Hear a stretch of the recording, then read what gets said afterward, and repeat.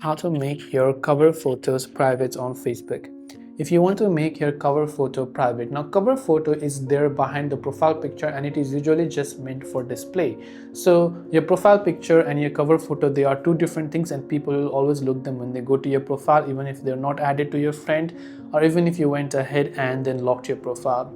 But you can still basically lock people out by reacting or commenting to your cover photo or maybe zooming into your cover photo. For that, just tap on your cover photo and tap on see cover photo like this. Then when you've done that, tap on the three dots icon from the top right hand side. Then there you can see various options like edit caption, delete photo and so on, and there is no option to edit the privacy, as you'd be able to see. If I tap on this little tag icon also, you can see there is no option to edit the privacy. One thing, however, we can do is we can choose to lock our profile. So we can tap on the three dots icon right from here and we can see the option called lock profile. We can select that and tap on lock profile and people won't be able to interact with our cover photo or profile picture. So I hope this video helped you out. If you have got any further questions, do feel free to leave them down below. Thanks for watching and see you in the next video.